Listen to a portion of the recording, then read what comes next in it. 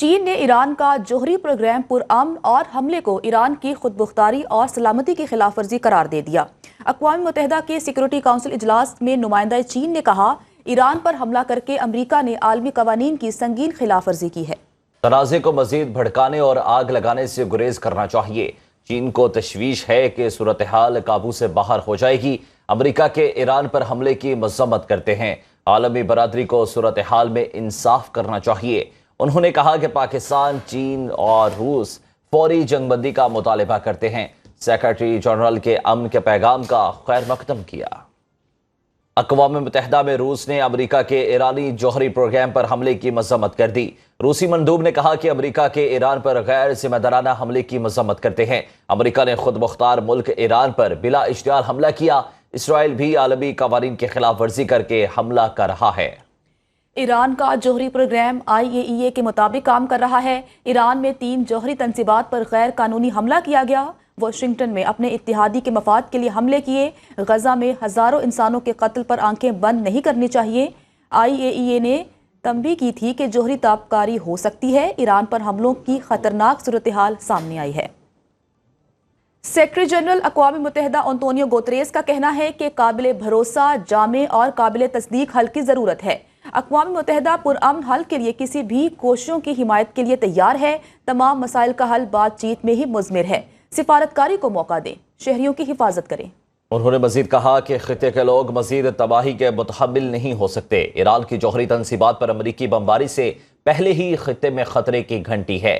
جنگ روک دی جائے، جوہری پروگرام پر سنجیدہ اور مستقل مذاکرات کیے جائیں۔ بین الاقوامی جوہری توانائی ایجنسی کے ڈائریکٹر جنرل رافیل گروسی نے مشرق وسطیٰ میں دیرپا امن کے قیام کے لیے اقدامات کا مطالبہ کر دیا۔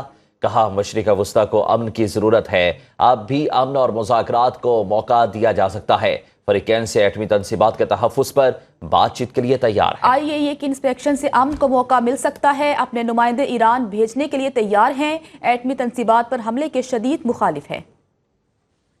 اقوام متحدہ میں امریکی مندوب نے کہا، ایران پر امریکی حملوں کا مقصد ایران کی جوہری صلاحیت کو روکنا تھا۔ ایران کو کسی صورت ایٹمی ہتھیار بنانے کی اجازت نہیں دے سکتے۔ ایران پر حملے کر کے اپنے اتحادی اسرائیل کی مدد کی۔ دنیا بالخصوص مشرق وسطیٰ میں عدم استحکام کی جڑ کو سبق سکھایا۔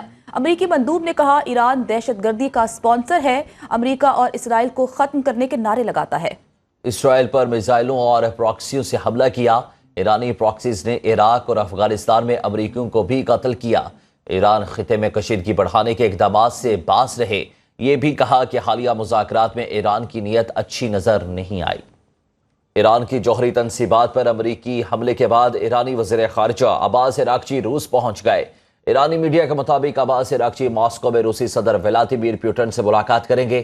ملاقات میں امریکہ اسرائیلی حملوں کے بعد کی صورتحال پر تبادلہ خیال کیا جائے گا۔ ایران کی جوہری تنصیبات پر امریکی حملے کے بعد ایرانی وزیر خارجہ عباس عراقچی روس پہنچ گئے۔ ایرانی میڈیا کے مطابق عباس عراقچی ماسکو میں روسی صدر ولادیمیر پوٹن سے ملاقات کریں گے۔ ملاقات میں امریکہ اسرائیلی حملوں کے بعد کی صورتحالوں پر تبادلہ خیال کیا جائے گا۔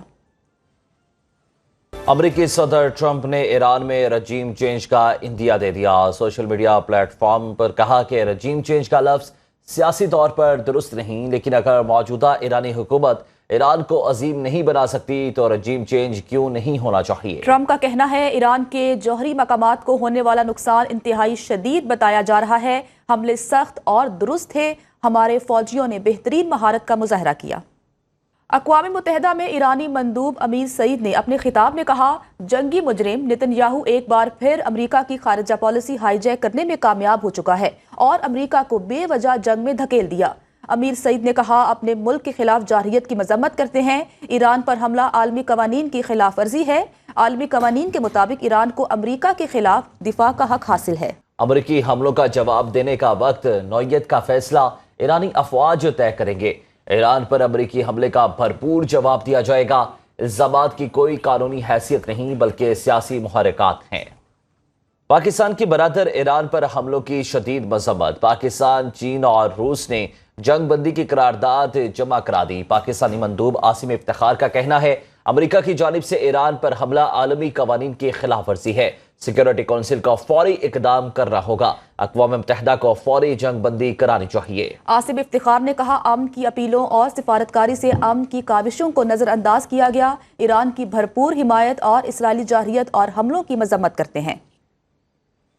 चीन ने ईरान का जोहरी प्रोग्राम पुरअमन और हमले को ईरान की खुदमुख्तारी और सलामती की खिलाफ वर्जी करार दे दिया। अक़वाम मुत्तहिदा के सिक्योरिटी काउंसिल इजलास में नुमाइंदा चीन ने कहा, ईरान पर हमला करके अमरीका ने आलमी कवानीन की संगीन खिलाफ वर्जी की है। तनाज़े को मजीद भड़काने और आग लगाने से गुरेज करना चाहिए। चीन को तशवीश है कि सूरत हाल काबू से बाहर हो जाएगी। अमरीका के ईरान पर हमले की मजम्मत करते हैं।